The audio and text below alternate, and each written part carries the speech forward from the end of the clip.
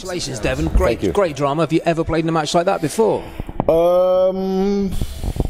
Not that I can remember, honestly. It's been a topsy-turvy match, but I've never been ultimately in control of a match like I was 2-0 up, coasting, and then taking my foot off the pedal. I'll watch it back and I'll be quite upset with myself because I felt like after coming back after the break, I thought 3-0 easy, and then go back early.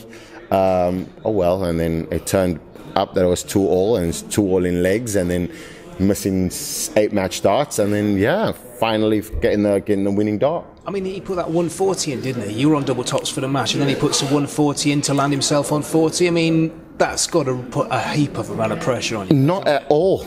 Like, I didn't even hear him throw the 140. Like, in my head, everything gets blocked out, and I was just thinking, I've got tops left, 3 darts, there's no chance.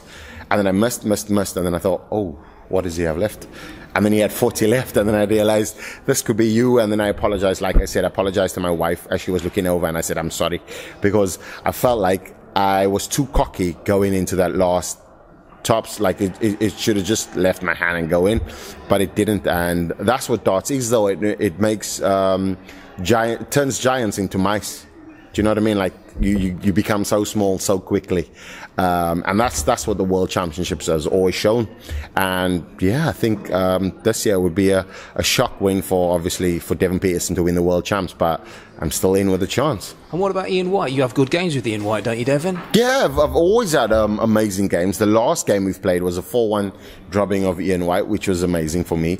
But our last game on tour was a 6-5, and we played both very well.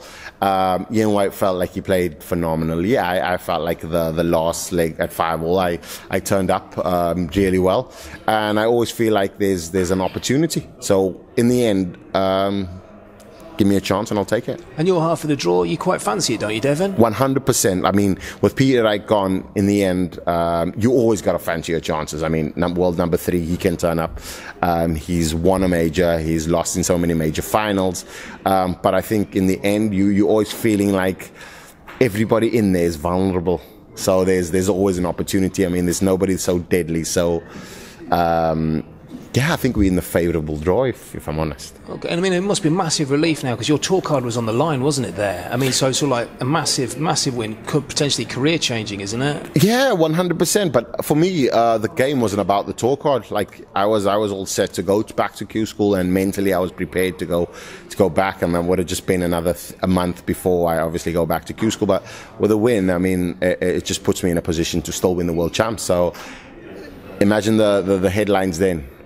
Nearly losing the tour card and then winning with the World Champs. I think it beats Rob Cross's debut year of winning the World Champs. I'm joking, but anyways, yeah. And to survive 6 match darts in the first match as well. Because I mean, Wayne just had 6 darts to beat you as well, didn't he? I mean, that's true though, but I think I had 3 before him. Yes, so ultimately, he survived 3 match darts before I even survived 6. So if this was a battle of knocking heads off, I mean, I should have killed him before he killed me. Ultimately. Okay, all right. Thank you for your time, Devon. Appreciate it. Cheers, my man.